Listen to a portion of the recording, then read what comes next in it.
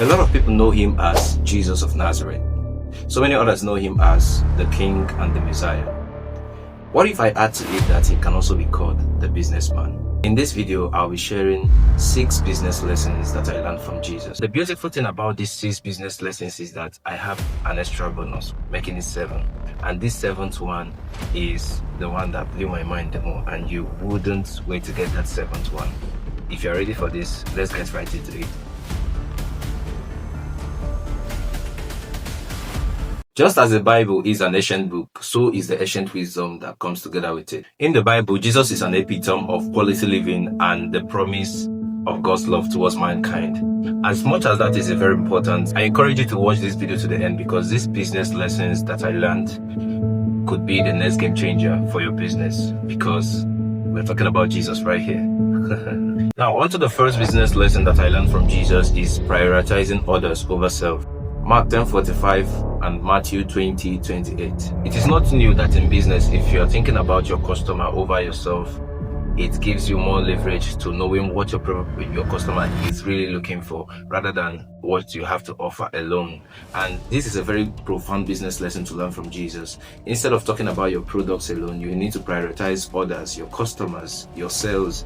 You need to prioritize others over the product itself. You need to understand what their real problems are and how your products can be of good solution to those problems that they're actually talking about. And this is a very profound business lesson to learn from Jesus. Prioritize others over self. Prioritize your customers over yourself. When your customers perceive that your products align with their problem solving, they'll come to you on and on again. Every day they will run to you, because they understand that you always have a solution to give to their problem. One of the mistakes business people make when it comes to sales and marketing is that they are always talking about the product. Can you make it a little different right now? Instead of talking about that product right now, can you actually start talking about or asking questions? Rather ask questions about what your customers are actually looking for, what their real problems are. If you do that, believe me, if you do that, you can start that right now. If you do that, even with your sales team, work on what the actual problem of your customers or your clients are. This is a whole different game from you talking about the product alone. The next one is make disciples. And Jesus is a very good example of creating a workable team. You need to have a workable team for your business. You don't have to do business alone. You need to have a team.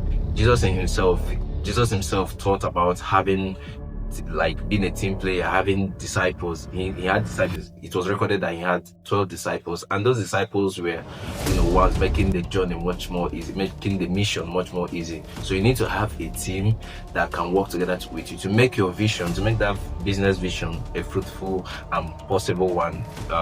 Mission possible rather. You need to have disciples. You need to have team players. And when I say team players, it has to be functional team players, not just team players that are there to answer team. You need to have possibly training sessions for those teams so that they can understand better what your vision is as that business owner. So this brings me to having disciples, having a functional team. And now you have to understand that when it comes to making disciples, from Jesus' end, he had different categories of disciples. We had Peter, we had Paul, we had John, we had the rest of them. And when you make your analysis proper, you understand that these different persons had different qualities.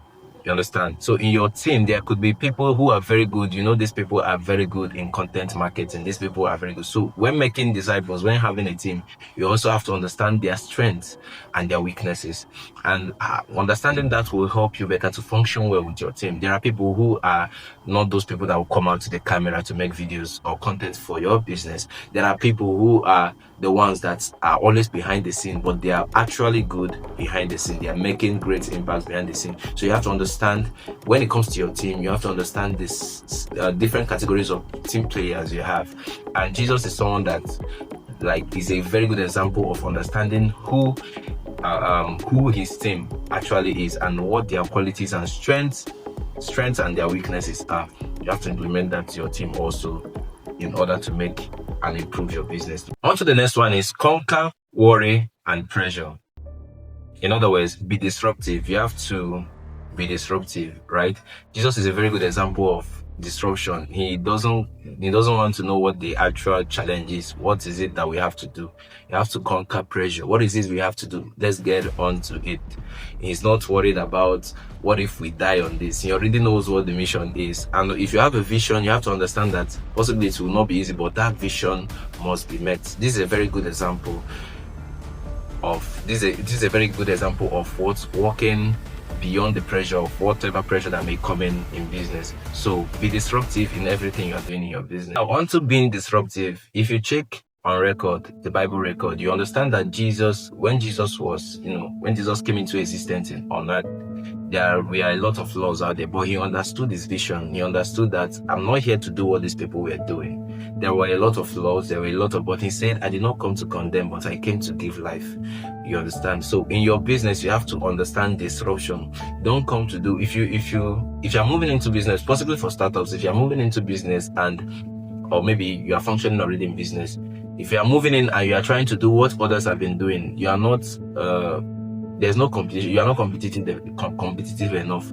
And doing something different might be how faster your processes are. It could be how more efficient your product is. So you have to be disruptive in order to break in this business game. You have to be disruptive enough that your competitors, like, there can be a significant something that is happening that your people are running away from your competitors over to you. So Jesus came and he had this disruptive thinking that I'm not here to do what others are doing. I'm here to do something way different. And if you implement that also to your business, believe me when I tell you, you get a whole lot of changes.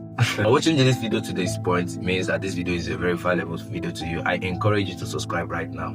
Click the subscription button. If you're a new member watching this video for the first time, click the subscription button right here or here, possibly. Just click it right now. I'm giving you 3 seconds to do that. 1, 2, 3. Okay.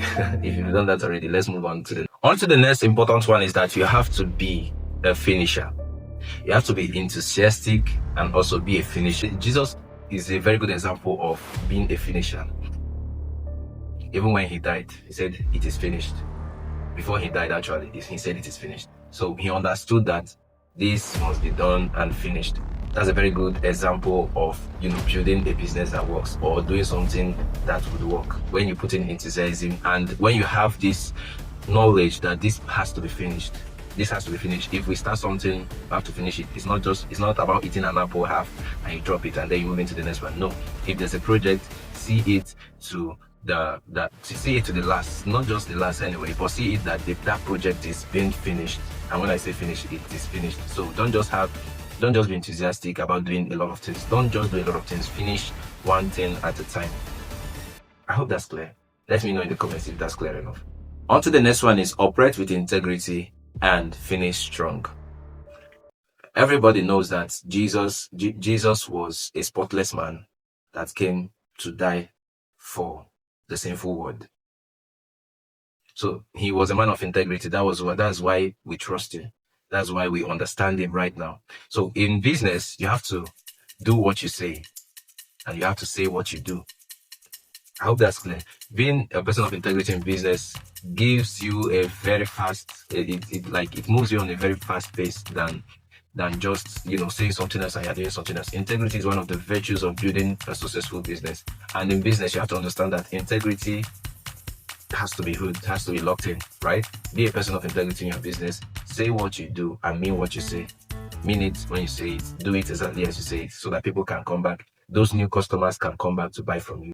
There's a lot of noise in the world. There's a lot of noise that if you're not careful, you will either be distracted, confused, or drifted away from what you are supposed to do. And this brings me to the next one, which is prioritize prayer or quiet time.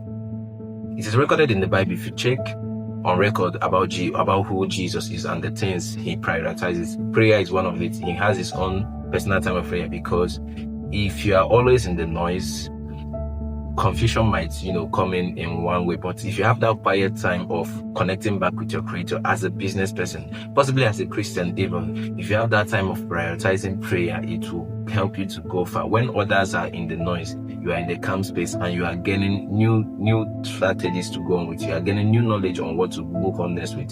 Prioritize prayer and quiet time. It will help you in a long way. Where others are in the noise, you are rather in the strategic place, making and putting together, forming yourself in a new way. That's when you move into the market again, when you move into to that marketing space, to that business space again, you are coming in now with a new knowledge from the one who created all those things that you are trying to build.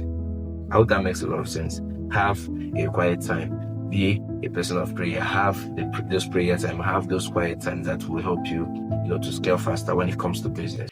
As we move on, I have a question for you. As we move on to the last one, because right now I'm coming into the bonus 7th one that I told you about at the start of this video. And if you are watching to this moment, it means that you are a very good beneficiary of this 7th one that I'm talking about. Congratulations to you. But before I move on to the 7th one, I have a question for you. Let me know in the comment section. What other business lesson have you learned from Jesus? Or what other business lesson can you share with this community so that we can hear from you too? Are there business lessons you know about Jesus? Let me know in the comment section. I'll be here to give response to your comments, okay? Now, on to the 7th bonus that I've learned is stewardship. And when I say stewardship, I'm simply saying wisely manage your finances and resources in business. Wisely manage them, because Jesus is a very good example of this. When it came in, he didn't have enough to feed the 5,000. This is a very good popular story. When 5 loaves of bread and 2 fishes were given, you see what he did. He managed it. Like the little that was given, he didn't look at, oh, I don't have enough to start up something. I don't have enough to, to make this, to do this. I don't have enough. But no, he didn't do that. He said with the little that was available, this little can be multiplied into something bigger. He didn't say, okay, because we have this, let us just eat it and let these people go. No, he said, Father, he has to raise it up and pray about it.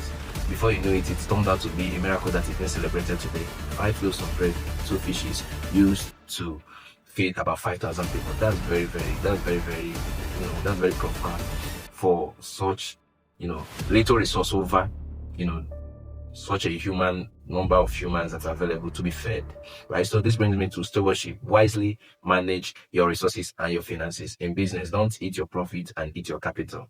You will not survive in business if you do that. You will definitely not survive in business. Manage your resources well. There's this wise saying: reinvest your profits. Reinvest your profits. There's a video I'm doing about Dangote, business lessons to learn from Dangote. You can see possibly right here in this video, or maybe you can check my particular, this is my profile, my YouTube profile. Anywhere you are watching this video from, you must get this video I did about Dangote, the richest man in Africa. Check it out, and believe me, you will learn a lot from that when it comes to managing finances and the rest of them. So this brings me to the last, about the 6 business plus an extra bonus 7 lessons I learned from Jesus. I am glad you watched this video to the last, and let me know in the comment section that this video was very, very, very, very beneficial to you. If it was beneficial to you, let me know in the comment section, and I'll see you on the next one. Keep winning, champ. God bless you. Cheers.